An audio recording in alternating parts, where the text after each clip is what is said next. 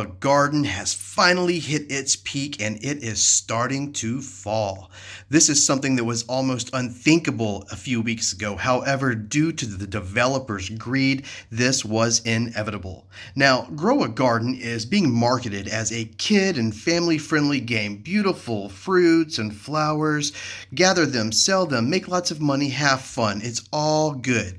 However, quietly and behind the scenes, there are systems being implemented nonstop to encourage player versus player stealing, some deceptive and manipulative behavior, stealing and trading and scamming, all sorts of things. The developer, Jandel, has just let this get out of control. From exploits to bugs, the money is just so bad that people are literally selling it by the trillions on websites right now. Here I am on a little private server now. Why? Because if I go into a public server, there's some little no-name streamer who's waiting to steal from me with 37 Robux all of this hard work that I've done.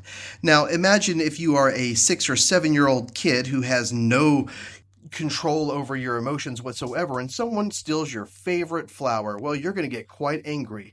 Does the developer offer any protection against this? No. Instead, they make more pets and more ways to encourage stealing, like the raccoon pet. While it doesn't actually steal from the player, it does give the player who owns the raccoon the item off their property. It's like a duplicate. What does this do? This encourages a stealing is good mentality.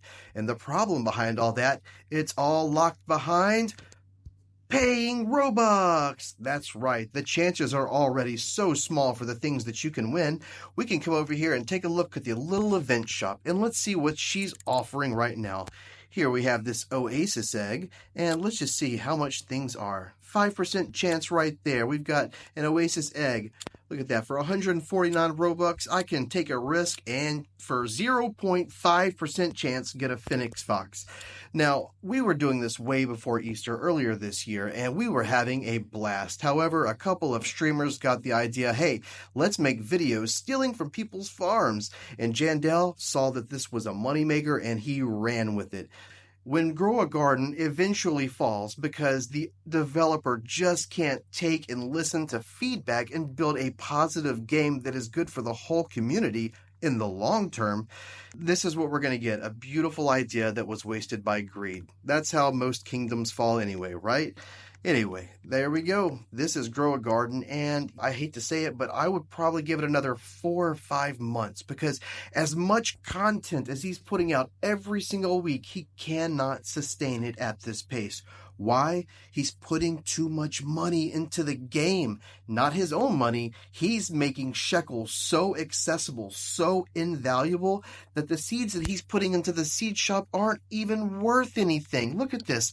We have all of these seeds that are never even in stock, really. Sugar seeds aren't worth anything compared to people making trillion shekel honeysuckles right now.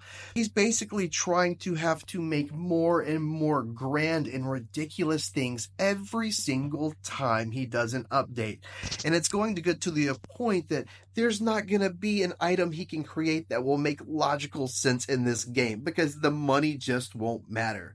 So there we go. Grow a Garden is on its riding downhill wave, I will say. And unless Jandel turns off the greed and starts thinking long term of how can he sustain this game for a player base that matches the demographics he advertises to, like 3 to 9-year-olds or maybe their parents, well, I hate to say this, but we're going to lose Grow a Garden. But until then, earn them shekels.